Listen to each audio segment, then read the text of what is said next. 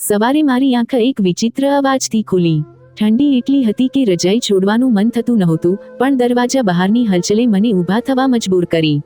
મેં શાલ ઓઢી અને દરવાજો ખોલ્યો તો સામે લોકોની ભીડ ઊભી હતી. બધાની નજર નીચે જમીન પર હતી. હું આગળ વધી તો જોયું કે એક નવજાત બાળકી લાલ કપડામાં વીંટળાયેલી જમીન પર પડી રડી રહી હતી. એક મહિલા બોલી, "ખબર નથી કોનું પાપ છે જે રાતના અંધારામાં અહીં છોડી ગયું." બીજીએ કહ્યું, "પ્રેમમાં બદનામ થઈને કોઈએ આ નાજાયજ બાળકીને મંદિરના પંડિતજીના ઘર સામે છોડી દીધી છે." કોઈકે તો ત્યાં સુધી કહી દીધું કે આને કચરામાં ફેંકી દેવી જોઈએ. જો આવી ગંદકી આપણે પાળતા રહીશું તો આવા દિવસો વારંવાર જોવા મળશે. મેં ઝૂકીને તે બાળકીને ખોળામાં ઉપાડી લીધી. તે ખૂબ જ નબળી હતી અને ધ્રુજતા શ્વાસ લઈ રહી હતી. મેં બધાને ત્યાંથી ચાલ્યા જવાનું કહ્યું અને દરવાજો બંધ કરી દીધો. તે સમયે મારા પતિ પંડિત શંકરજી કોઈ કામથી બહાર ગયા હતા. મેં વિચાર્યું કે તેઓ પાછા ફરશે ત્યારે વાત કરીશ, પણ મનના કોઈ ખૂણામાં મને એ અહેસાસ હતો કે તેઓ આ બાળકીને ક્યારેય સ્વીકારશે નહીં. મારા લગ્નને 14 વર્ષ થઈ ગયા હતા, પણ મને હજી સુધી સંતાન સુખ મળ્યું નહોતું. દરેક જગ્યાએ સારવાર કરાવી, દરેક દુઆ માંગી, પણ પરિણામ માત્ર નિરાશા જ રહ્યું. આ બાળકીને જોઈને મારા મનમાં એક અજીબ મમતા જાગી ઉઠી. લાગ્યું કે જાણે વર્ષોથી સૂના આંગણામાં કોઈ સુગંધ ઉતરી આવી હોય. બીજા 3 દિવસ મેં તેની એવી સંભાળ રાખી જાણે તે મારી પોતાની દીકરી હોય. ચોથા દિવસે જ્યારે પંડિતજી મુસાફરીથી પાછા ફર્યા અને બાળકીને જોઈ તો તેમનો ચહેરો બદલાઈ ગયો.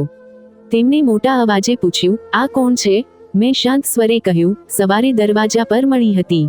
ખૂબ બીમાર હતી. મને લાગ્યું કે આ ભગવાન તરફથી એક પરીક્ષા છે." તેઓ ગુસ્સે થઈને બોલ્યા, "તને શું અધિકાર છે પૂછ્યા વગર કોઈની ગંદકીને ઘરમાં લાવવાનો? પોતાની કુખે જન્મેલા બાળકને કોઈ આ રીતે છોડતું નથી." મેં જવાબ આપ્યો, "તમે ભગવાનના સેવક છો.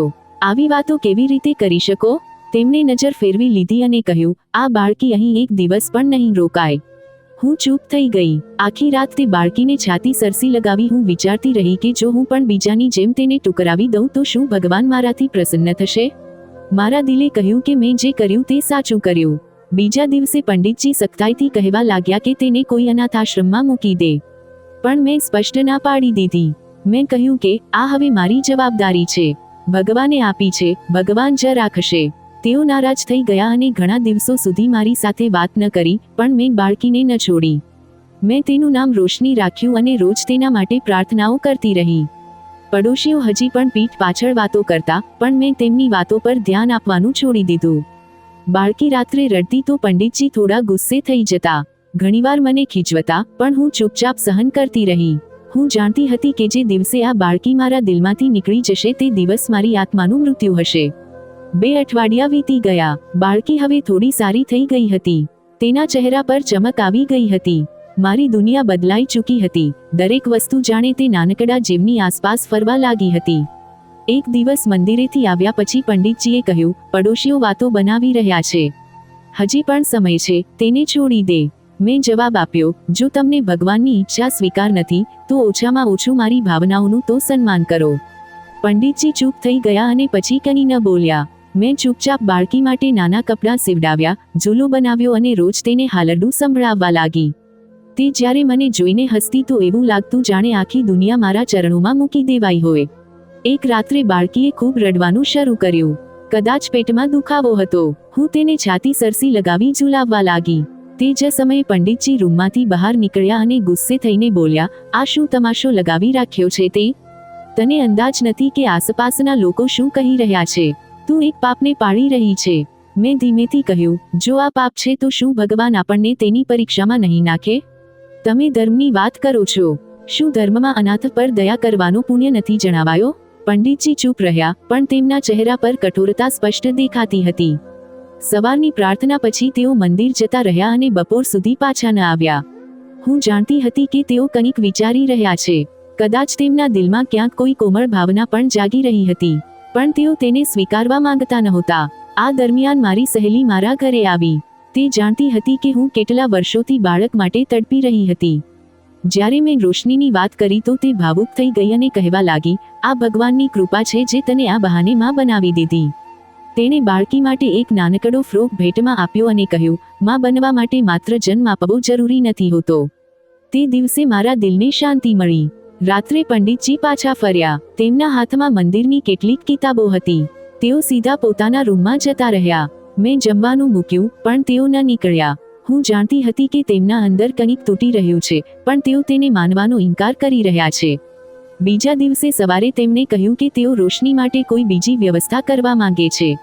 મેં હિંમત ભેગી કરીને કહ્યું, જો તમને મારી વાત પર વિશ્વાસ નથી તો કોઈ દિવસ ભગવાન તમને તે સંકેતો જરૂર બતાવશે જે તમારા દિલને બદલી દેશે. કેટલાક દિવસો આ ખેંચતાણમાં વીતી ગયા. એક દિવસ મેં મંદિરના પૂજારીને ઘરે બોલાવ્યા અને તેમને આખી સ્થિતિ જણાવી. પૂજારીએ નરમાશથી કહ્યું, આ બાળકી ભગવાન તરફથી તમારા માટે પરીક્ષા પણ હોઈ શકે છે અને ઇનામ પણ. અનાથના માથે હાથ ફેરવનારના હાથ સ્વર્ગમાં ચમકે છે. પંડિતજી માથું ઝુકાવી સાંભળતા રહ્યા પણ કંઈ ન બોલ્યા. થોડા દિવસો પછી રોશનીને તાવ આવી ગયો. હું તેને લઈને હોસ્પિટલ ગઈ. ડોક્ટરે દવા આપી અને કહ્યું કે શરીર નબળું છે, ધ્યાન રાખવું પડશે. હું દિવસ રાત તેની દેખભાળમાં લાગી રહી. પંડિતજીએ પણ આ જોઈને થોડી નરમાશ બતાવી અને રાત્રે જમવા પર પહેલીવાર પૂછ્યું, રોશની કેવી છે? મેં કહ્યું, હવે સારી છે. પણ તેમની આંખોમાં હજી પણ સંપૂર્ણ સ્વીકૃતિ નહોતી. એક દિવસ મંદિરની સમિતિની બેઠક થઈ. પંડિતજી માટે ભથ્થા વધારવાનો નિર્ણય થયો. સાથે જ એક શ્રદ્ધાળુએ જણાવ્યું કે મંદિરવાળાઓએ એક પ્લોટ ખરીદ્યો છે જેના પર પંડિતજી માટે મકાન બનાવવામાં આવશે. આ સાંભળીને પંડિતજી ખૂબ ખુશ થયા. જ્યારે તેઓ ઘરે આવ્યા તો પહેલીવાર ચહેરા પર સ્મિત હતું. તેમણે જણાવ્યું કે ભગવાનની કૃપા થઈ છે. મંદિરવાળાઓએ સેવાના બદલે મકાન આપવાનું વચન આપ્યું છે. મેં કહ્યું, તમે જોયું, આ બાળકી આપણા માટે સૌભાગ્ય લઈને આવી છે. તેમણે નજર ચોરી લીધી અને કોઈ જવાબ ન આપ્યો. તે સમયે મને એ અહેસાસ થઈ ગયો કે સચ્ચાઈ ક્યારેક ક્યારેક માણસની સામે હોય છે, પણ તે પોતાના અહમના અંધાપામાં તેને જોવાનો ઇનકાર કરી દે છે. એક મહિનામાં પંડિતજીની સખ્તાઈ થોડી ઓછી થઈ ગઈ. તેઓ ક્યારેક ક્યારેક બાળકીને દૂરથી જોઈ લેતા પણ પાસે આવવાની હિંમત ન કરતા. એક દિવસ સમિતિના પૈસા નીકળવાની ખબર સાંભળીને મારા દિલમાં અજીબ ખુશી ભરાઈ ગઈ. ઘણા મહિનાઓથી હું સમિતિમાં પૈસા જમા કરી રહી હતી, પણ દર વખતે કોઈ બીજાનું નામ નીકળતું હતું, જાણે નસીબ મને ચીડવી રહ્યું હોય. આ વખતે જ્યારે નામ મારું નીકળ્યું તો લાગ્યું જાણે ભગવાને મારી યાત્રાનું ફળ આપી દીધું હોય. પૂરા 1.5 લાખ મળ્યા. સૌથી પહેલો ખ્યાલ રોશની માટે આવ્યો. તેની દવાઓ, કપડાં અને કેટલીક જરૂરી વસ્તુઓ જે અત્યાર સુધી ટાળી રાખી હતી, તેમને પૂરી કરવાનું નક્કી કર્યું. તે જ દિવસે પંડિતજી પણ મંદિરેથી પાછા ફર્યા તો હાથમાં મીઠાઈનો ડબ્બો હતો. મેં આશ્ચર્યથી પૂછ્યું, આ ખુશી કઈ વાતની છે? તેમણે કહ્યું, મંદિરના લોકોએ મળીને આ નિર્ણય લીધો છે કે હવે આપણે ભાડાના ઘરમાં નહીં રહીએ. તેઓ ઈચ્છે છે કે આપણા માટે એક ખાનગી મકાન બનાવવામાં આવે. મંદિરની પાસે જ એક જમીન ખરીદવામાં આવી છે. તેમણે કહ્યું, આ સેવાનું ઇનામ છે. હું ચૂપ રહી, પણ મારા દિલમાં એક અવાજ હતો જે વારંવાર કહી રહ્યો હતો કે આ બધું આ માસૂમ બાળકી રોશનીની વહેંચણી છે. રોશની માંડ 2 મહિનાની હતી, પણ તેની હાજરીએ ઘરની ખામોશીમાં જાણે રંગ ભરી દીધા હતા. હું દરરોજ તેની સાથે સમય વિતાવતી અને સમયનો ખ્યાલ જ નહોતો રહેતો. જ્યારે તે રાત્રે રડતી તો હું તેને હાલરડું સંભળાવી દેતી અને તે મારી છાતી પર માથું રાખીને સૂઈ જતી. કમિટીના પૈસામાંથી મેં તેના માટે ઝૂલો ખરીદ્યો, નવો ગાદલો બનાવડાવ્યો, કેટલાક ગરમ કપડાં લીધા અને તેની દવાઓ માટે એક નાનું લોકર રાખ્યું જેથી જરૂરતના સમયે બધું ઉપલબ્ધ હોય. મને તે પૈસામાં મારી જરૂરિયાતો કરતાં તે બાળકીનો અધિકાર વધુ દેખાતો હતો. એક દિવસ મંદિરની કમિટીના અધ્યક્ષે પંડિતજીને બોલાવ્યા અને જમીનના કાગળો તેમના હાથમાં સોંપી દીધા. પંડિતજી ઘરે આવીને ચૂપચાપ બેસી ગયા. મેં જોયું કે તેમની આંખોમાં ભીનાશ હતી. પૂછ્યું તો બોલ્યા, ભગવાનની કૃપાથી ડર લાગે છે, કારણ કે આપણે પાપી છીએ. મંદિરના લોકોએ ફક્ત સેવાના બદલે આપણને સન્માન આપ્યું, પણ કદાચ તેઓ નથી જાણતા કે મારા દિલમાં કેટલો બોજ છે. મેં ચૂપચાપ તેમનો હાથ પકડ્યો અને કહ્યું, જો દિલમાં બોજ મહેસૂસ થઈ રહ્યો છે તો તેને સ્વીકાર કરી લેવો જોઈએ. ઇનકાર કરવો જીદ હોય છે. પંડિતજી થોડી ક્ષણ ચૂપ રહ્યા, પછી બોલ્યા, તારી જીદે જ મને આજે આ મુકામ સુધી પહોંચાડ્યો છે. જો હું હોત તો કદાચ ક્યારનો રોશનીને ક્યાંક છોડી આવ્યો હોત. તે એક એવા પાપને પોતાના ઘરમાં રાખ્યું જેને હું સહન ન કરી શક્યો, પણ કદાચ તે જ પાપ આપણા માટે વરદાન બની ગયું. મેં કહ્યું, જો આ પાપ હોત તો ભગવાન આપણી જોડીમાં ખુશીઓ કેમ નાખત? પંડિતજી કંઈ બોલ્યા નહીં, પણ પહેલીવાર મેં તેમની આંખોમાં હાર માનવાની ઝલક જોઈ. 1 મહિનામાં ઘરના નિર્માણની શરૂઆત થઈ ગઈ. મંદિરના લોકો દરરોજ આવીને કામ જોતા અને પંડિતજી પાસેથી આશીર્વાદ લેતા. હું પણ તેમની સાથે ઊભી રહેતી, પણ મારા દિલમાં તે જ શાંત ખુશી હતી કે જે બાળકીને બધા નાજાયઝ કહી રહ્યા હતા, તેની જ વહેંચણીથી આપણું ઘર બની રહ્યું છે. મોહલ્લામાં કેટલાક લોકો હજી પણ વાતો બનાવતા હતા. કહેતા, જુઓ, કેવી રીતે કમિટીમાંથી મકાન મળી ગયું. જરૂર કોઈ ખાસ ઉપાય કર્યો હશે. હું સાંભળતી હતી પણ ચૂપ રહેતી હતી, કારણ કે સચ્ચાઈને કોઈ સફાઈની જરૂર હોતી નથી. સમય પોતે ગવાહી આપી દે છે. એક દિવસ પંડિતજીના એક જૂના શિષ્ય મળવા આવ્યા અને રોશની દીકરીને જોઈને બોલ્યા, વાહ, કેટલી પ્યારી બાળકી છે. પંડિતજી કંઈ કહેવા જઈ રહ્યા હતા કે મેં કહી દીધું, હા, આ અમારી દીકરી છે. તેઓ હેરાન થયા પણ પ્રસન્ન થઈને દુઆ આશીર્વાદ આપીને ચાલ્યા ગયા. તે જ સાંજે પંડિતજીએ કહ્યું, તે આજે પહેલીવાર બધાની સામે કહ્યું કે તે આપણી દીકરી છે. મેં કહ્યું, જ્યારે તમારા દિલમાં હવે જગ્યા નથી બની તો મારે કોઈની વાતોની પરવા કેમ કરવી જોઈએ? મારા દિલમાં તે રહે છે અને બસ તે પૂરતું છે. પંડિતજીએ થોડીવાર ચૂપ રહ્યા પછી ધીમેથી કહ્યું, કદાચ તું સાચું કહી રહી છે. કદાચ તે ખરેખર આપણા માટે સૌભાગ્યશાળી છે. તેમના મોઢેથી આ વાત સાંભળીને મને ખાતરી થઈ ગઈ કે મારો રસ્તો સાચો છે. ભગવાન જો ઈચ્છે તો પાપને પુણ્યમાં બદલી શકે છે. અને મેં મનોમન પ્રાર્થના કરી, હે ભગવાન, જે રીતે તે મને માં બનાવી તે જ રીતે મારા પતિના દિલને પણ પિતા બનાવી દે. પંડિતજીની જીભે ભલે થોડા નરમ શબ્દો નીકળ્યા હતા, જેનાથી મને આશા બંધાઈ, પણ તેમનો વ્યવહાર ધીમે ધીમે બદલાવા લાગ્યો. તેઓ રોશનીને જોવાથી કતરાતા હતા. જો તે પાસે આવતી તો તેઓ નજર ફેરવી લેતા. એક દિવસ મેં તેમના હાથમાં રોશનીની દૂધની બોટલ આપી તો તેમને હાથ પાછળ ખેંચી લીધો અને કહ્યું, મારે આની સાથે કોઈ લેવા દેવા નથી. આ મારી જવાબદારી નથી. હું ચૂપ રહી. કંઈ કહેવું નકામું લાગ્યું. હવે રોશની 6 મહિનાની થઈ ચૂકી હતી. પોતાના નાના નાના હાથોથી મારો ચહેરો પકડી લેતી હતી. જ્યારે હું તેને હાલરડું આપતી તો તે આંખો બંધ કરી શાંતિથી હસી દેતી. મેં ઘણીવાર મહેસૂસ કર્યું કે પંડિતજી તેને છુપાઈને જોતા હતા, પણ જેવી મારી નજર તેમના પર પડતી તેઓ તરત મોં ફેરવી લેતા. એક રાત્રે બાળકીને હલકો તાવ આવી ગયો. મેં તેને ખોળામાં લીધી, તેનું માથું ઠંડુ કર્યું. પંડિતજી રૂમમાંથી નીકળ્યા, મારી તરફ જોયું અને કંઈ પણ કહ્યા વગર પાછા ચાલ્યા ગયા. સવારે જ્યારે હું દવા લેવા ગઈ તો મોહલ્લાની એક સ્ત્રીએ વાતચીત દરમિયાન કહ્યું, અમને તો વિશ્વાસ નથી થતો કે પંડિતજીએ આ બાળકીને પોતાના ઘરમાં જગ્યા આપી છે. જો પંડિત જેવા લોકો પણ નાજાયઝને આશરો આપશે તો લોકો કોને દોષ ઠેરવશે? હું ચૂપચાપ સાંભળીને ત્યાંથી હટી ગઈ. ઘરે આવીને મેં પંડિતજીને કહ્યું, લોકો હજી પણ વાતો કરી રહ્યા છે. તમારું ચરિત્ર પણ સવાલોમાં છે. જો આ બાળકી તમને બોજ લાગે છે તો મને પરવાનગી આપો, હું તેની સાથે ક્યાંક બીજે ચાલી જઈશ. પંડિતજી ગુસ્સે થઈ ગયા અને બોલ્યા, ધમકી ન આપ.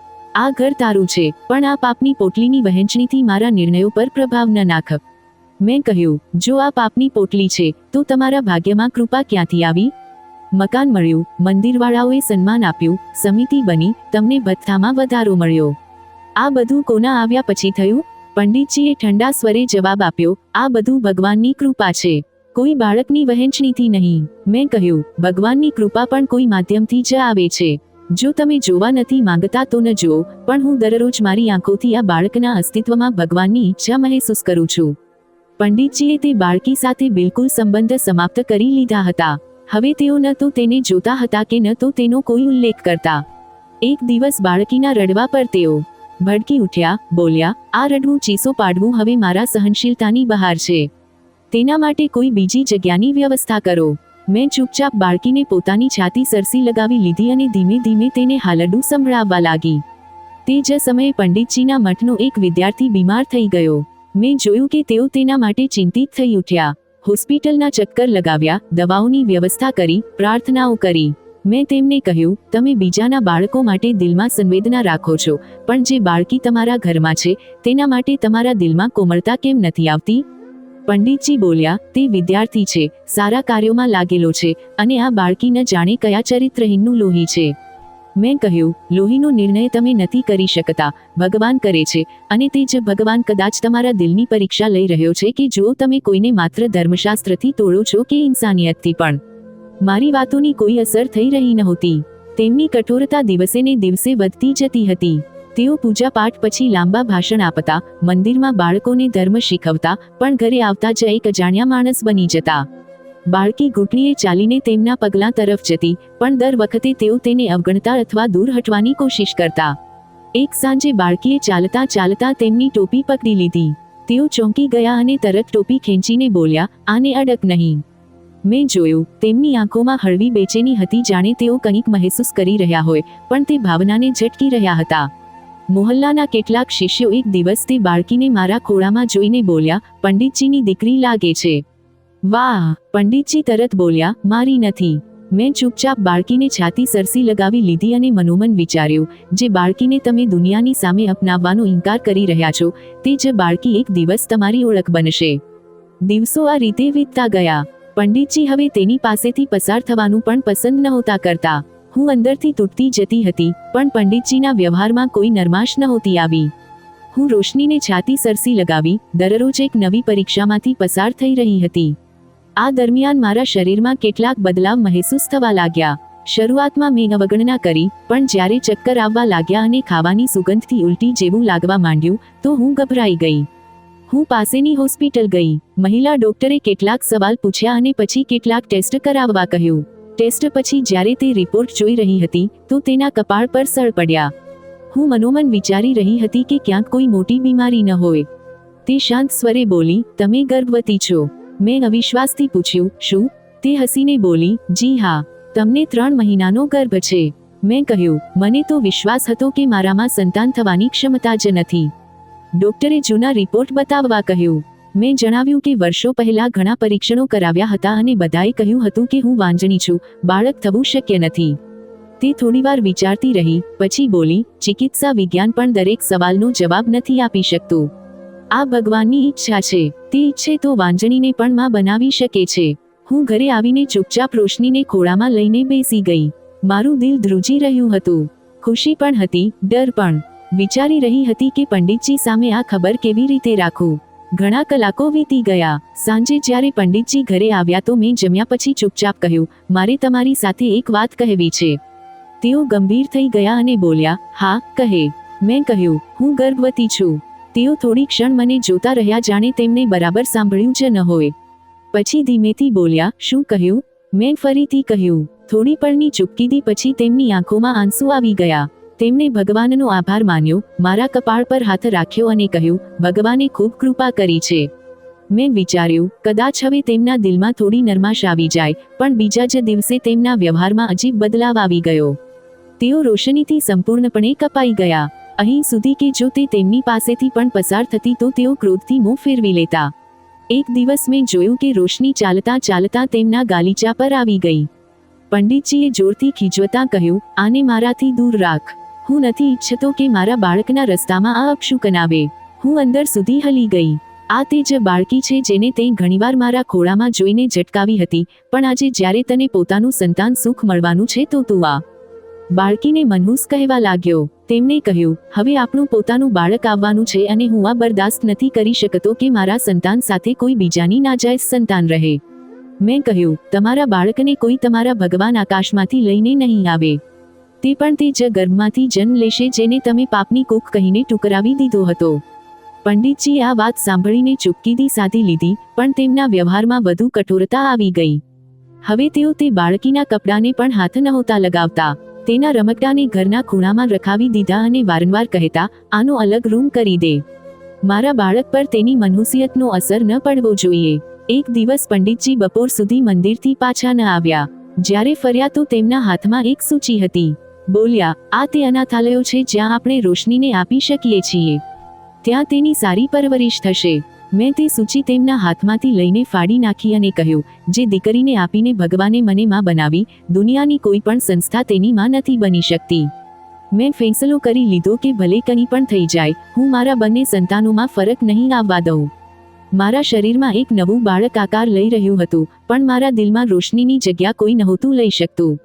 મને ખબર હતી કે પંડિતજી નવી બહેસ છેડવા માટે દિવસનો પણ ઇંતજાર નહીં કરે.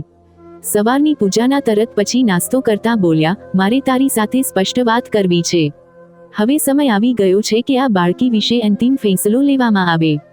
હું ચૂપચાપ તેમની તરફ જોતી રહી. તેમણે કોઈ પણ નરમાશ વગર બે ટૂંક અંદાજમાં કહ્યું, હું નથી ઈચ્છતો કે તે બાળકી આપણા નવા ઘરમાં પગ મૂકે. મેં કહ્યું, તે માત્ર એક બાળકી નથી, મારી દીકરી છે, જેને મેં મારી ખોળામાં લીધી, પાળી, રાતો સુધી જાગી, જેના રડવા પર હું તડપી. તે મારા અસ્તિત્વનો એક ભાગ છે. તેમણે ગુસ્સે થઈને કહ્યું, તે તારો ભ્રમ છે. અસલી સંતાન હવે આવવાની છે અને હું ઈચ્છું છું કે તારું બધું ધ્યાન આપણા બાળક પર હોય. મેં કહ્યું, શું મમતા અને સ્નેહ વહેંચી શકાય છે? જો મારામાં માનો ભાવ છે તો શું તે માત્ર એક બાળક સુધી સીમિત રહી શકે છે? પંડિતજીએ ગુસ્સે થઈને ખાવાનું સમેટાતા કહ્યું, હું હવે વધુ બહેસ નથી ઈચ્છતો. કાં તો તે બાળકી આ ઘરમાંથી જશે કે કાં હું. મેં બધું સાંભળ્યું પણ ચૂપ રહી, કારણ કે હવે મારી પાસે કહેવા માટે કંઈ બચ્યું નહોતું. આગળના ઘણા દિવસો સુધી તેઓ મારી સાથે વાત નહોતા કરતા. રોશનીને મારા રૂમમાં બંધ કરી દેવાઈ હતી. જ્યારે પણ તે બહાર નીકળતી, પંડિતજી રસ્તો બદલી લેતા અથવા પાછા ફરી જતા. હું ગર્ભાવસ્થાના અંતિમ ચરણમાં પહોંચી ચૂકી હતી. શરીર ભારે થઈ રહ્યું હતું, પણ અસલી બોજ દિલ પર હતો. બાળકી દિવસે દિવસે મોટી થઈ રહી હતી. હવે તે ઘૂંટણીએ ચાલીને મારી પાછળ આવતી અને બોલવાની કોશિશ કરતી.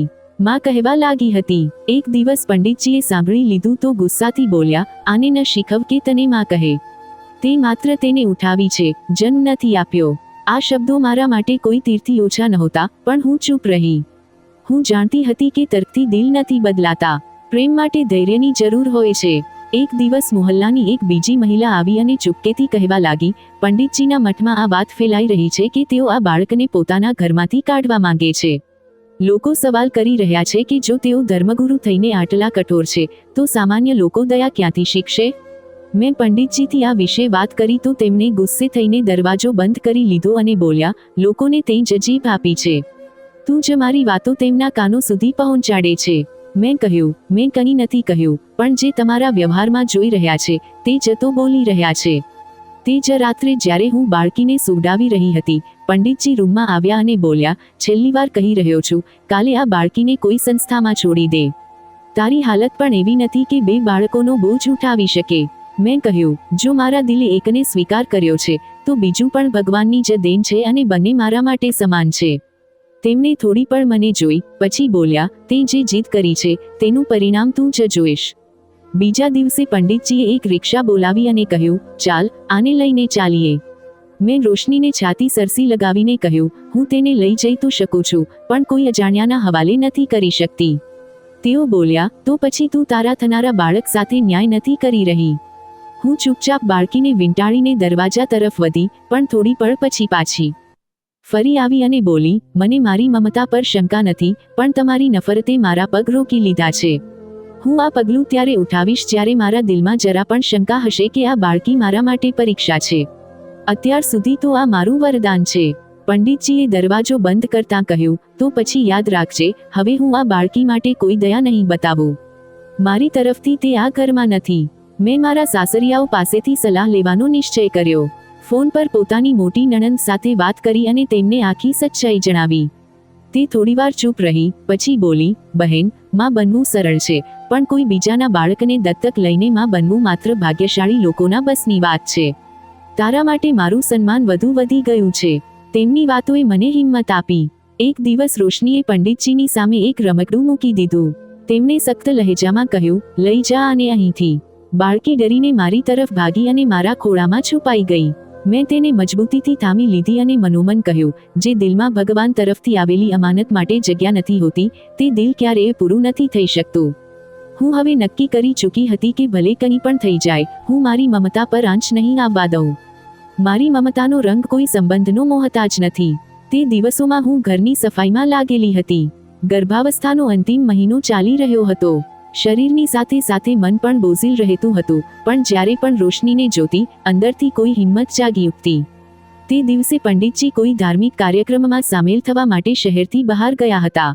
મેં વિચાર્યું, કેમ ન રૂમ અને ભંડારની સફાઈ પૂરી કરી લઉં, જેથી નવા બાળકના જન્મ પહેલા બધું સુવ્યવસ્થિત થઈ જાય. ભંડારમાં કેટલાક જૂના કપડાની ગઠરી રાખી હતી જે બહુ સમયથી ખોલવામાં નહોતી આવી. મેં ગઠરી ખોલી અને કપડાં એક એક કરીને કાઢવા લાગી. તેમાં જ તે જલાલ ચાદર નજર આવી, જેમાં રોશની વીંટળાયેલી દરવાજા પર મળી હતી. હું થોડી ક્ષણ તેને હાથમાં પકડી ચૂપચાપ રહી. તે ચાદર સમયનો એક જૂનો અધ્યાય હતી, જેની સાથે મારો ભાવનાત્મક સંબંધ જોડાયો હતો. જ્યારે મેં ચાદર ખંખેરવી શરૂ કરી, તો એક પરચી જમીન પર પડી ગઈ. મેં પરચી ઉઠાવી. વિચાર્યું કોઈ જૂની રસીદ કે ચિઠ્ઠી હશે, પણ જેવી તેના પર નજર પડી, દિલની ધડકન થંભી ગઈ. તે સીધી પંડિતજીના નામ લખેલી હતી. તેમાં લખ્યું હતું, આ તમારી દીકરી છે. હું તમારા પર બોજ નાખવા નથી ઈચ્છતી, પણ મારી જિંદગી સમાપ્તિના આરે છે. કેન્સર અંતિમ ચરણમાં છે. મેં આ ચાદર તમારા દરવાજા પર આ આશાથી રાખી છે કે કદાચ તમે તેને સ્વીકાર કરી લેશો. જો આ પરચી ક્યારેય પાર્વતીના હાથ લાગે તો તેને જણાવી દેજો કે આ બાળકી તમારી બીજી પત્નીની અંતિમ નિશાની છે. મારા હાથ ધ્રુજવા લાગ્યા. જમીન આંખોની સામે ફરવા લાગી. હું ફર્શ પર બેસી ગઈ. રોશનીનો તે નાનકડો ચહેરો આંખોની સામે તરવા લાગ્યો. તે બાળકી જેને મારા પતિ દરરોજ પાપની સંતાન કહેતા રહ્યા, અવૈધનું મહેણું મારતા રહ્યા, તે તેમની પોતાની સંતાન નીકળી. હું મોડે સુધી ભંડારમાં બેસી રહી. ન રડવું આવ્યું, ન અવાજ નીકળ્યો. તે ક્ષણ એવી હતી જાણે મારા અંદરની આખી દુનિયા શાંત થઈ ગઈ હોય. મેં પરચીને છાતી સરસી લગાવી લીધી અને પછી ચાદરને ફરીથી લપેટીને પાછી રાખી દીધી, જાણે કોઈ પવિત્ર વસ્તુ હોય. પંડિતજી સાંજે ઘરે ફર્યા. તેમના ચહેરા પર થાક હતો, પણ મેં વાત ટાળવી ન. મેં કહ્યું, મારે તમારી સાથે એકાંતમાં વાત કરવી છે. તેઓ ચોંકીને બેસી ગયા. મેં ધીમેથી ચાદર અને પરચી તેમના સામે મૂકી દીધી અને કહ્યું, મેં આ ભંડારની સફાઈ દરમિયાન કાઢી છે. વાંચી લો અને પછી પોતે જ નિર્ણય કરો કે તમે કોની સાથે છો. પંડિતજીએ પરચી ઉઠાવી અને વાંચતા જ તેમના ચહેરાનો રંગ બદલાવા લાગ્યો. તેઓ ચૂપ થઈ ગયા. થોડીવાર સુધી પરચીને જોતા રહ્યા. પછી ચાદરને અડકી અને તરત હાથ પાછળ ખેંચી લીધો. તેમની આંખોમાં પહેલીવાર તે બેબસી હતી જે કોઈ મોટા અપરાધ પછી આંખોમાં ઉતરે છે. મેં કહ્યું, જે બાળકીને તમે પાપ કહી રહ્યા હતા, તે તો તમારા લગ્નનું પરિણામ છે. તમે મારી પાસેથી બીજા લગ્નની વાત છુપાવી. પણ આ માસૂમનો શું દોષ હતો જે તમારા દરવાજા પર છોડી દેવાઈ? પંડિતજીએ પોતાની નજર ઝુકાવી લીધી. પછી ધીમે ધીમે બોલવા લાગ્યા. તેમણે જણાવ્યું કે એક ધાર્મિક કાર્યક્રમ દરમિયાન તેમને લગ્ન માટે મજબૂર કરવામાં આવ્યા. છોકરીની જાન આવી નહોતી અને માહોલ બદનામ થઈ રહ્યો હતો. મને કહેવામાં આવ્યું કે લગ્ન કરી લો જેથી છોકરીની ઇજ્જત બચી શકે. મેં ચૂપચાપ તે લગ્ન કરી લીધું. તે છોકરી બીમાર હતી. શરૂઆતમાં ખબર ન પડી. પછીથી ખબર પડી કે તેને કેન્સર છે. હું દર 2 મહિને તેને થોડા પૈસા આપતો હતો અને એ નક્કી થયું હતું કે આ બધું એક રાજ રહેશે. તને ક્યારેય ખબર નહીં પડે.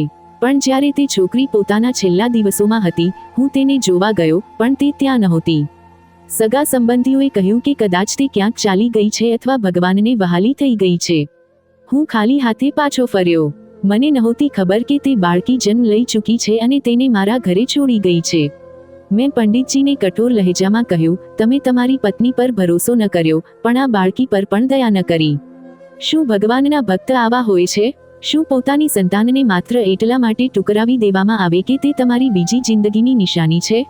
પંડિતજી રડવા લાગ્યા. કહેવા લાગ્યા, હું પોતાને કેવી રીતે માફ કરું? મેં તેને દરરોજ પારકી કહી. પાપ કર્યું, પણ તને રોકી, ડરાવી. તારા માતૃત્વ પર શંકા કરી, અને તે મારી પોતાની દીકરી નીકળી. મેં કહ્યું, હવે ફેંસલો તમારા હાથમાં છે. તમે તેને પાપની પોટલી સમજીને ઘરમાંથી કાઢવા માંગતા હતા.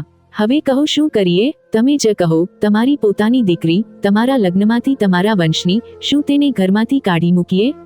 પંડિતજી કંઈ બોલી ન શક્યા. તેઓ ખુરશી પર બેસી રહ્યા અને ચહેરો હાથોમાં છુપાવી લીધો. મેં એક પરચી તેમના સામે મૂકી અને કહ્યું, જે દિવસે આ ચાદર તમારા દરવાજા પર મૂકવામાં આવી હતી, તે જ દિવસે ભગવાને તમારી પરીક્ષા શરૂ કરી દીધી હતી, અને જે દિવસે તમે તે બાળકીને પારકી કહી, તે જ દિવસે ભગવાને તમારા દિલને ખાલી કરી દીધું. પંડિતજી ઊભા થયા, ચાદરને હાથમાં લીધી અને બોલ્યા, મેં બહુ મોટું પાપ કર્યું છે. મેં ન માત્ર આ બાળકીને ટુકરાવી, પણ તે સ્ત્રીની અંતિમ અમાનતને પણ ધરતી પર મૂકી દીધી. મેં કહ્યું, આ સમય માફીનો નહીં, સુધારનો છે. આ બાળકી હજી પણ તમને પિતા કહેવા તૈયાર છે. બસ દિલનો દરવાજો ખોલી દો. તે માસૂમ છે અને ભગવાને તેના માધ્યમથી આપણને સન્માન, ઘર, સંતાન બધું જ આપ્યું છે. તે જ પળે રોશની અંદર આવી ગઈ અને આવીને પંડિતજીના ચરણોથી વીંટળાઈ ગઈ. તેઓ તેના નાનકડા હાથોને જોતા રહ્યા. પછી ધીમેથી તેને ઉપાડી, છાતી સરસી લગાવી અને જોરથી રડી પડ્યા. જ્યારે પંડિતજીએ રોશનીને ખોળામાં ઉઠાવી, તો તેમના ચહેરા પર તે કોમળતા પાછી ફરી જે વર્ષો પહેલા ક્યાંક ખોવાઈ ગઈ હતી. તેઓ તેના વાળમાં હાથ ફેરવતા રહ્યા, પણ કંઈ બોલ્યા નહીં. હું ચૂપચાપ બંનેને જોતી રહી. ઘણા પળ આમ જ પસાર થઈ ગયા. પછી તેમણે બાળકીને મારા ખોળામાં આપી અને રૂમના એક ખૂણામાં જઈને બેસી ગયા. માથા પર હાથ રાખીને મોડે સુધી ચૂપ રહ્યા. પંડિતજીના મોઢેથી બીજી લગ્નની સ્વીકૃતિ સાંભળીને હું અંદરથી જાણે ખાલી થઈ ગઈ. હું રૂમમાં પાછી ગઈ, રોશનીને ખોળામાં લીધી અને પોતાને સંભાળવાની કોશિશ કરી. પંડિતજી ઘણીવાર મારી સાથે વાત કરવા આવ્યા, પણ મેં કોઈ જવાબ ન આપ્યો. મારો ગુસ્સો હોઠો સુધી હતો, પણ હું ચૂપ રહી. મને ખબર હતી કે જો મેં મોં ખોલ્યું, તો કદાચ એવા શબ્દો નીકળશે જે ક્યારેય પાછા લઈ ન શકાય. રાત્રે ચરણોમાં જઈને ભગવાનને બસ એટલું જ કહ્યું કે મારા દિલને એટલું મજબૂત કરી દે કે હું મારી શંકા છતાં આ બાળકીને માની જેમ પાળી શકું. મેં તેને ભગવાનની ઈચ્છા સમજીને ખોળામાં લીધી હતી અને તે ફેંસલો આજે પણ અડગ હતો. મારી મમતા તે સચ્ચાઈની મોહતાજ નહોતી જે મને હવે ખબર પડી છે. બીજા દિવસે પંડિતજી ચૂપચાપ બેસી રહ્યા. તેમણે ભોજન કર્યું અને પાછા ફરીને મારી પાસે આવીને બોલ્યા, જો તું ઈચ્છે તો હું આ લગ્નને સમાપ્ત કરી દઉં, તને છોડી દઉં અથવા જે સજા આપવા માંગે તે પણ સ્વીકાર છે. મેં કહ્યું, સજા હું નહીં આપું, સમય આપશે. જે બોજ તે વર્ષો સુધી છુપાવ્યો તે હવે મારા ખભા પર આવી ગયો છે. તે એક બીજું લગ્ન કર્યું, પણ આ બાળકને પણ સ્વીકાર ન કર્યું અને મને વાંજણી કહીને મારા ધૈર્યને વારંવાર તોડ્યો. હવે જ્યારે સચ્ચાઈ સામે આવી ગઈ છે તો શું હું મારું કર્તવ્ય છોડી દઉં? નહીં. જે જવાબદારી મને ભગવાને આપી છે હું તેને નિભાવીશ, ભલે તું સાથ આપે કે નહીં. પંડિતજીએ નજર ઝુકાવીને કહ્યું, તે ખૂબ સાહસ બતાવ્યું. તારા જેવી સ્ત્રી હર કોઈના ભાગ્યમાં નથી હોતી. મેં કહ્યું, તે પણ એ જ કર્યું જે અવારનવાર પુરુષો કરે છે. ચૂપચાપ પોતાનો રસ્તો પસંદ કર્યો અને સ્ત્રી પર વિશ્વાસ ન કર્યો. પણ હું તે નહીં બનીશ જે તારી ચૂપકીદીનો બદલો લે. હું તે બનીશ જે તે બાળકીને તેની જન્મ આપનારી માં કરતાં પણ વધુ પ્રેમ આપે. એક દિવસ મારી નણંદ ઘરે આવી. તે આખી સચ્ચાઈ જાણી ચૂકી હતી. બોલી, મને આશ્ચર્ય છે કે તું તે આઘાત પછી પણ સ્થિર છે. હું હોત તો બધું છોડી ચૂકી હોત. મેં કહ્યું, એ જ ફરક છે. સ્ત્રી અને મામા. જો આ બાળકી મારી કુખની નથી તો પણ મેં તેને મારા દિલથી જન્મ આપ્યો છે. તેની મુસ્કાન મારા અંદરના દરેક ઘાવ પર મલમ રાખે છે. રોશની હવે ઊભી થવા લાગી હતી. દરેક પગલે લથડતી, પડતી, ફરી સંભાળતી, જાણે મારી પોતાની જિંદગીનું પ્રતિબિંબ હોય. હું અંદરથી વારંવાર પડતી, પણ તેના માટે ઊભી રહેતી. તેણે મને માં બનાવી, તે સમયે જ્યારે દુનિયા મને વાંજણી કહીને ટુકરાવી ચૂકી હતી. હવે પંડિતજીના વ્યવહારમાં પણ બદલાવ આવવા લાગ્યો હતો. તેઓ રોશનીની નજીક આવવા લાગ્યા હતા. તેના રમકડામાં રસ લેવા લાગ્યા. ક્યારેક પાસે બેસીને તેને જોતા, પણ હું જાણતી હતી કે તેમના અંદર એક ખાલીપો હજી પણ જીવંત હતો. એક પસ્તાવો, એક શરમ જે તેઓ શબ્દોમાં વ્યક્ત નહોતા કરી શકતા. એક દિવસ હું તેમની પાસે આવીને બોલી, જો તમે પરવાનગી આપો તો હું રોશની માટે નામનું રજિસ્ટ્રેશન કરાવવા માંગુ છું. તેના ઓળખપત્રોમાં વિધિવત રીતે પિતા તરીકે તમારું નામ નોંધાવવા માંગુ છું. મેં ચૂપચાપ માથું હલાવી દીધું. હવે હું પંડિતજી સાથે કોઈ બહેસમાં નહોતી પડતી. જ્યારે પંડિતજીએ રોશનીના ઓળખપત્રોમાં પોતાનું નામ નોંધાવ્યું તો તે માત્ર એક ખાનું ભરવાનું કામ નહોતું, પણ એક સચ્ચાઈને સ્વીકારવાનું કાર્ય હતું જેની ગુંજ જલ્દી જ મોહલ્લામાં ફેલાઈ ગઈ. લોકો જે પહેલા માત્ર અંદાજા લગાવી રહ્યા હતા હવે સવાલ કરવા લાગ્યા. મંદિરની બહાર, સ્ત્રીઓની બેઠકોમાં, બજારની ગલીઓમાં, દરેક જગ્યાએ વાત થવા લાગી કે પંડિતજીએ બીજું લગ્ન કર્યું છે અને હવે તેમની એક દીકરી પણ છે જે વર્ષોથી છુપાવવામાં આવી હતી.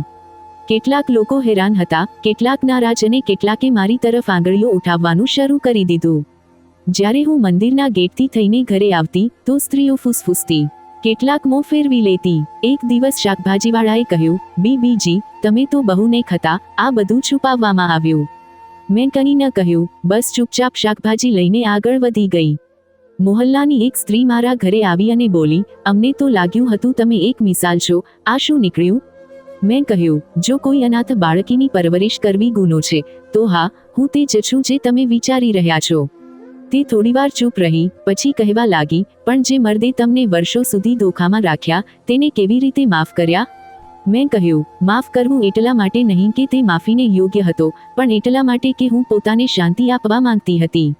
જો હું બદલો લેતી તો કદાચ આજે રોશનીને માનો પ્રેમ ન મળી શકત. લોકોના સવાલો કરતાં પંડિતજીની ચૂપકીદી મને વધુ પરેશાન કરવા લાગી હતી. તેઓ ઘરે આવીને ચૂપ રહેતા, મંદિર જતા, પણ આંખોમાં સતત શરમ રહેતી. એક દિવસ મેં કહ્યું, જો હવે બધું ઉજાગર થઈ ચૂક્યું છે તો છુપાવવાનો શું ફાયદો? મંદિરના લોકો સાથે વાત કરો, સફાઈ આપો. તેમણે માથું ઝુકાવીને કહ્યું, હું દરરોજ અંદરથી તૂટી રહ્યો છું, પણ જેટલો હોંસલો તું રાખે છે તેટલો મારા બસમાં નથી. આ દરમિયાન મારી ગર્ભાવસ્થાના અંતિમ ચરણ શરૂ થઈ ચૂક્યા હતા. શરીરની સાથે સાથે મન પણ બોઝિલ થતું જતું હતું. રોશની મારા પાછળ પાછળ ફરતી. હવે તે બોલતા શીખી ગઈ હતી, નાના નાના વાક્યો બોલતી, મારી ખોળામાં આવીને સૂઈ જતી. એક દિવસ તેણે પૂછ્યું, માં, બધા લોકો આપણને ખરાબ કેમ કહે છે? મેં કહ્યું, દીકરી, સાચું બોલનારાઓને દુનિયા હંમેશા ખરાબ કહે છે, પણ જે સાચ સાથે હોય છે તેના પર ભગવાનની મોટી કૃપા હોય છે. હવે મારી હાલત એવી થઈ ચૂકી હતી કે હું વધારે સમય સુધી ઊભી પણ નહોતી રહી શકતી. એક દિવસ જ્યારે હું બજાર ગઈ તો પાછળથી કોઈ મહિલાએ અવાજ દીધો, આ તે જ છે ને જેનો પતિ બેવડા સ્વભાવનો હતો? મેં પાછળ ફરીને ન જોયું, પણ દિલની અંદર ક્યાંક એક પીડા ઉઠી. જ્યારે ઘરે આવી તો રોશની મારી પાસે આવી અને હસીને બોલી, માં, જુઓ મેં ચિત્ર બનાવ્યા છે. તે કેટલીક ગૂંચવાયેલી રેખાઓ હતી, પણ એક રૂપરેખા જરૂર હતી. તેણે તે ચિત્રમાં મને અને પોતાને સાથે સાથે બનાવ્યા હતા અને વચ્ચે એક દિલ પણ બનાવ્યું હતું. મેં તે કાગળ પોતાના છાતી સરસો લગાવી લીધો. થોડા દિવસો પછી મંદિરના મુખ્ય પૂજારી, જે પંડિતજીથી વરિષ્ઠ હતા, અમારા ઘરે આવ્યા. તેમણે કહ્યું, દીકરી, તે ઘણું સહન કર્યું છે, પણ જે કર્યું છે તે દરેક મહિલા નથી કરી શકતી. મેં જવાબ આપ્યો, મેં ફક્ત મારું કર્તવ્ય નિભાવ્યું છે. તેમણે કહ્યું, તે એક તૂટતા સંબંધને ફક્ત સંભાળ્યો જ નથી, પણ તેને નવી નીંવ પણ આપી છે. આ બાળકી ભલે તારી પોતાની સંતાન ન હોય, પણ તે તેની સાથે જે સંબંધ બનાવ્યો છે તે જ અસલી રક્ત સંબંધ જેવો છે. તે વાતચીતના થોડા જ દિવસો પછી પંડિતજીએ મંદિરમાં સાર્વજનિક રૂપે ઘોષણા કરી. તેમણે બધાની સામે પોતાના બીજા લગ્ન, બાળકી અને મારી સાથે કરવામાં આવેલ અન્યાયની વાતને સ્વીકાર કરી. કેટલાક લોકો આશ્ચર્યથી જોવા લાગ્યા, કેટલાક સાંભળ્યા વગર જ ચાલ્યા ગયા, પણ કેટલાકે તેમના હાથ ચૂમ્યા અને કહ્યું, તમે સાચું બોલીને તમારી ઇજ્જત પાછી મેળવી લીધી. ઘોષણા પછી ઘરના માહોલમાં એક શાંત બદલાવ મહેસૂસ થવા લાગ્યો. હવે તે પંડિતજી અવારનવાર રોશનીને ધ્યાનથી જોવા લાગ્યા હતા. જ્યારે તે કંઈ બોલતી તો તેઓ અનાયાસે હસી દેતા, પણ તેમના વ્યવહારમાં હજી પણ એક દૂરી મહેસૂસ થતી હતી. જેમ તેમના દિલમાં કોમળતા આવી ચૂકી હોય, પણ શબ્દો સાથ ન આપી રહ્યા હોય. હું આ બધું જોતી અને ચૂપ રહેતી, કારણ કે હું જાણતી હતી કે પસ્તાવો જ્યારે અંદર બેસી જાય છે તો તે વ્યક્તિના અસ્તિત્વ પર એક ઊંડી ચૂપકીદીની પરત પાથરી દે છે. રોશની દિવસે ને દિવસે ચુલબુલી થતી જતી હતી. હવે તે બોલતા શીખી ગઈ હતી. નાની નાની વાતો પર હસતી અને હર સમયે મારા અથવા પંડિતજીની આસપાસ ફરતી રહેતી. તે અવારનવાર પંડિતજીની પાસે જઈને બેસી જતી અને તેમના હાથમાં કોઈ રમકડું પકડાવી દેતી. તેઓ બસ જોઈને હળવેથી માથું હલાવી દેતા અથવા ધીમેથી હસી દેતા. ક્યારેક ક્યારેક જ્યારે તે તેમના ખોળામાં ચડવાની કોશિશ કરતી તો તેઓ એક પળ રોકાઈને તેને બાહોમાં લઈ લેતા, પણ જલ્દી જ છોડી દેતા, જાણે તેમના દિલનો બોજ તેમની બાહોમાં ટકી ન રહ્યો હોય. એક રાત્રે મેં જોયું કે તેઓ મંદિરમાં ભગવાનના ચરણમાં જઈને રડી રહ્યા હતા. હું ચૂપચાપ દરવાજાની પાછળ ઊભી રહી. તેમણે માથું ઊંચક્યું અને રડતા રડતા કહેવા લાગ્યા, હે ભગવાન, મેં મારી દીકરીને ન ઓળખી. તે તેને મારા માટે ક્ષમાનું માધ્યમ બનાવી, અને મેં તેને પાપ કહ્યું. મને ક્ષમા કરી દે. આ પહેલો અવસર હતો જ્યારે મેં તેમના મોઢેથી તે વાક્યો સાંભળ્યા જેને મારું હૃદય વર્ષો પહેલા મહેસૂસ કરી ચૂક્યું હતું.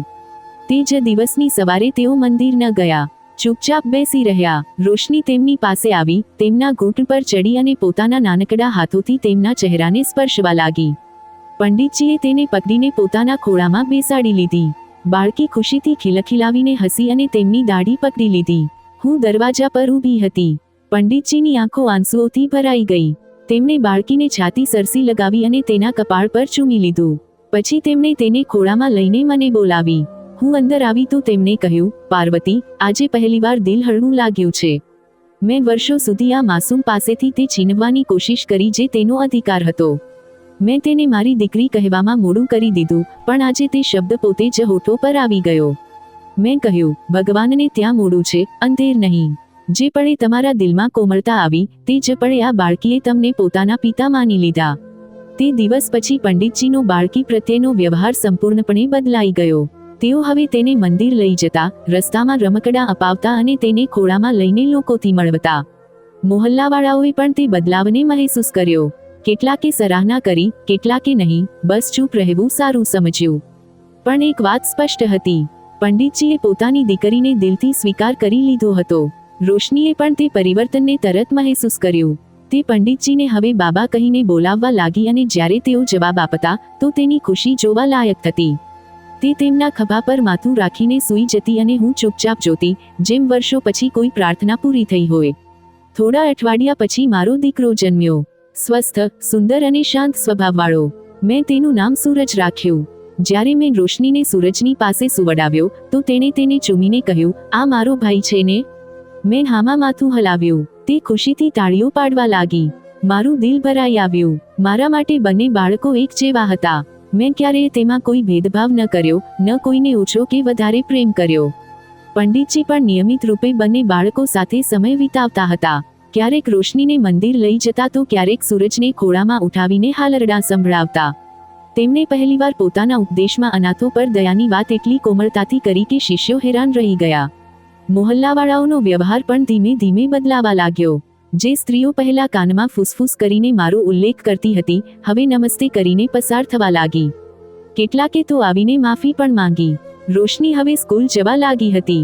તે બાકીના બાળકોથી વધુ બુદ્ધિમાન હતી. મઠની છોકરીઓમાં પણ તેનું નામ સન્માનથી લેવાતું હતું. પંડિતજીએ તેના માટે વિશેષ ધાર્મિક શિક્ષણનો પ્રબંધ કર્યો અને કહેતા હતા, આ મારી આંખોની રોશની છે. પંડિતજી હવે પહેલાથી બિલકુલ બદલાઈ ચૂક્યા હતા.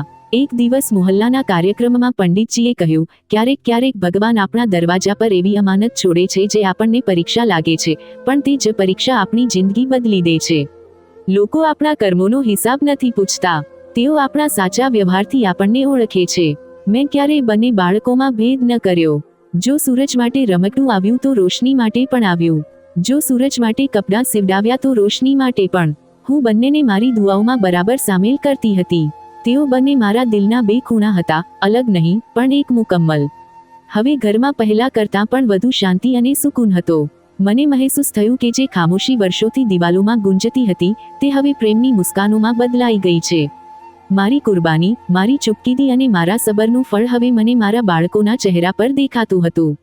પંડિતજીએ મંદિરની પુસ્તકાલયમાં રોશનીના નામથી એક ખૂણો સમર્પિત કર્યો, જ્યાં તેઓ છોકરીઓ માટે યોગ્ય પુસ્તકો રાખતા હતા.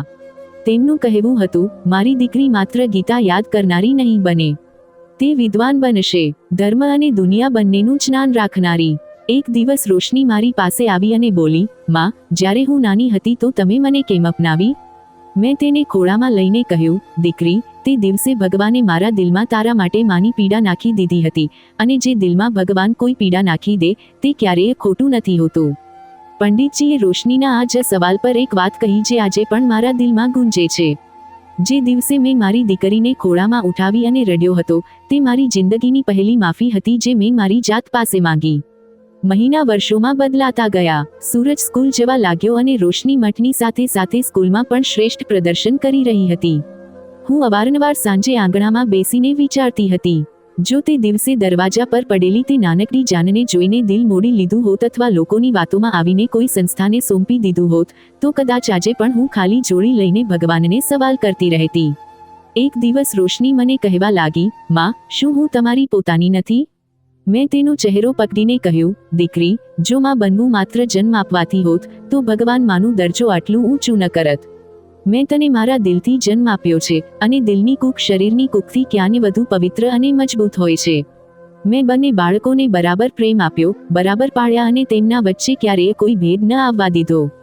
મને ખબર હતી કે જો ક્યાંય પણ મેં મોહબ્બતમાં કમી કરી, તો તે મારી ઉપાસનાને ખાઈ જશે. ભગવાન દ્વારા આપવામાં આવેલ ઇમ્તિહાનમાં માત્ર વાતોથી નહીં, કર્મોથી સફળ થવાનું હોય છે. સમય વીતતો ગયો. રોશની મોટી થઈ ગઈ. સૂરજ પણ ધર્મ અને દુનિયાવી બંને જ્ઞાનમાં આગળ વધી રહ્યો છે. પંડિતજીનું સ્વાસ્થ્ય હવે પહેલા જેવું નહોતું રહેતું. વધતી ઉંમરની સાથે તેમની આધ્યાત્મિક યાત્રા વધુ ઊંડી થઈ ગઈ હતી, પણ તેમની આંખોમાં આજે પણ તે અપરાધનો હળવો બોજ દેખાતો હતો જે તેમણે વર્ષો પહેલા કર્યો હતો. એક સાંજે મઠમાં એક મોટો ધાર્મિક આયોજન હતો. પંડિતજીએ મુખ્ય આસન પર બેસીને પ્રવચન શરૂ કર્યું. તેમનો વિષય હતો ઈશ્વરની અમાનત અને માનવનું કર્તવ્ય. તેમણે પોતાની વાણીમાં તે કોમળતા ભરી જે માત્ર વર્ષોના તપ અને પશ્ચાતાપથી આવે છે. ઘણા વર્ષો પહેલા તેમણે બોલવાનું શરૂ કર્યું. અવાજમાં હળવી કંપન હતી. ભગવાને મારા દરવાજા પર એક સૌથી પવિત્ર અમાનત રાખી હતી. એક નન્હી જાન. મેં તે અમાનતને એક ડર સમજ્યો. પોતાની પ્રતિષ્ઠા, પોતાના જૂઠા અહંકારનો બોજ સમજ્યો. મેં તેને ટુકરાવી અને પોતાના જ ઘરમાં મેં મારી પત્નીના માતૃત્વ પર શંકા કરી. આખો મઠ શાંત હતો. લોકો પહેલીવાર તેમને આટલા વ્યક્તિગત થતા જોઈ રહ્યા હતા. તેમણે રોશની તરફ જોયું જે પહેલી હરોળમાં બેઠી હતી. આ મારી દીકરી છે, રોશની. આ માત્ર મારા બીજા લગ્નનું પરિણામ નથી. આ તે બીજી સ્ત્રીની છેલ્લી નિશાની છે જેણે જીવનના અંતિમ ક્ષણોમાં પણ મારા પર ભરોસો કર્યો, અને આ મારી પત્ની પાર્વતી છે, જેણે ખૂનના સંબંધથી વધીને દિલના સંબંધને પસંદ કર્યો. પંડિતજીએ પોતાની પત્ની તરફ ફરીને કહ્યું, પાર્વતીએ મને શીખવ્યું કે ધર્મ માત્ર કિતાબોમાં નથી હોતો, તે વ્યવહારમાં હોય છે. મમતા માત્ર કુખમાંથી નથી આવતી, તે આત્મામાંથી જન્મે છે. મારી જીદે અમારા ઘરને તોડવાની અણી પર લાવી દીધું હતું, પણ પાર્વતીના ધૈર્ય અને નિસ્વાર્થ પ્રેમે તેને એક મંદિર બનાવી દીધું. મેં તેને પાપ કહ્યું અને તેણે તેને વરદાન માન્યું. તેણે મારી અજ્ઞાનતાને પ્રેમથી ઢાંકી દીધી. તેમને બંને બાળકો તરફ ઈશારો કર્યો. આજે મારી પાસે 2 બાળકો છે, એક મારા રક્તનો અને બીજી મારા હૃદયના જાગરણનો. હું મારા શિષ્યોથી, મોહલ્લાવાળાઓથી અને સૌથી ઉપર સ્વયંથી આ કહેવા માંગુ છું, કોઈ સંબંધને માત્ર ખૂનના માપદંડથી ન માપવો. નિયતનું ખૂન, સેવાનો સંકલ્પ દરેક ભૌતિક સંબંધથી વધુ પવિત્ર હોય છે. આ ઘોષણા એક તોફાન જેવી હતી, પણ આ સચ્ચાઈનું તોફાન હતું જેણે બધી ધૂળ સાફ કરી દીધી. આ પછી કોઈને કોઈ સવાલ ન બચ્યો. પંડિતજીએ પોતાની સૌથી મોટી ભૂલને પોતાની સૌથી મોટી શિક્ષા બનાવી દીધી હતી. કેટલાક વર્ષો પછી પંડિતજી શાંતિપૂર્વક બ્રહ્મલીન થયા. તેમની અંતિમ યાત્રામાં રોશની અને સૂરજ બંનેએ ખભેથી ખભો મિલાવીને તેમનો સાથ આપ્યો. રોશની પોતાની વિલક્ષણ બુદ્ધિ અને ધાર્મિક જ્ઞાનના કારણે મઠની મુખ્ય સંરક્ષિકા બની. તેણે પંડિતજીના અધૂરા કામને પૂરું કર્યું અને ધર્મને વ્યવહાર અને દયાથી જોડવાની તેમની શિક્ષાને આગળ વધારી. સૂરજે સાંસારિક શિક્ષા પૂરી કરી, પણ તેનું મન પણ સમાજ સેવામાં લાગેલું રહ્યું. તે બંને ભાઈ બહેન 2 અલગ અલગ રસ્તાઓ પર ચાલતા હોવા છતાં એકબીજાના સૌથી મોટા સમર્થક રહ્યા. એક દિવસ સૂરજે પોતાની બહેનને કહ્યું, દીદી, મામા આટલી હિંમત ક્યાંથી આવી? તે આટલા મોટા ધોખાને પણ પ્રેમથી કેમ જીતી શકી? રોશનીએ હસીને જવાબ આપ્યો, માં કહે છે, બેટા, સંબંધોનું સૌથી મોટું સત્ય એ છે કે તે પોતાનાઓથી નથી બનતા. તે માણસના પોતાના સંકલ્પથી બને છે. તેમણે ક્યારેય આ ન જોયું કે પંડિતજી કોણ છે કે હું કોની દીકરી છું. તેમણે માત્ર એ જોયું કે હું એક માસૂમ આત્મા છું જેને પ્રેમની જરૂર છે. માની મમતા ભાઈ કોઈ સંબંધની મોહતાજ નથી હોતી. તે તો વહેતી હવા જેવી છે જે દરેક ફૂલને પોતાની ખુશ્બુ આપે છે, તે જાણ્યા વગર કે તે ફૂલ ક્યાં ઉગ્યું છે. હું આ બધું સાંભળી રહી હતી. મારી આંખોમાં ભીનાશ હતી, પણ દિલમાં અપાર શાંતિ. મેં મારા બાળકોને છાતી સરસા લગાવી લીધા. આ વાર્તા મારી નથી. તે સ્ત્રીની છે જે પોતાની મમતાને કોઈ સંબંધની મોહતાજ નથી બનવા દેતી. આ તે માં જેવી સ્ત્રીઓની વાર્તા છે જે કોઈ બાળકના માથે હાથ રાખે છે તો ભગવાન તેમના માથે પોતાનો આશીર્વાદ રાખે છે, અને આ સંદેશ તે બધા લોકો માટે છે જે સંબંધોને માત્ર ખૂનના માપદંડથી માપે છે. ભગવાનને ત્યાં નિયતનું ખૂન વધારે પવિત્ર હોય છે. એ જ મારી જિંદગીનું સત્ય છે. મમતા જન્મની મોહતાજ નથી હોતી, તે સ્વીકારની માંગ કરે છે. જીવનમાં અસલી ધર્મ એ જ છે જે આપણને અમાનતને વરદાન સમજવાનું સાહસ આપે છે. શું તમે જાણવા માંગો છો કે આ અનુભવે મને મારા પુત્ર સૂરજને ઉછેરવામાં કેવી રીતે મદદ કરી? મારી વાર્તાનો અંત એક શીખ છે. જે દુઃખ તમને બીજાનું લાગે છે, તે જ તમને ભગવાનની વધુ નજીક લઈ જાય છે. ક્યારેય કોઈને પાપની પોટલી ન સમજો. શું ખબર, તે તમારા માટે કૃપાનો દરવાજો હોય.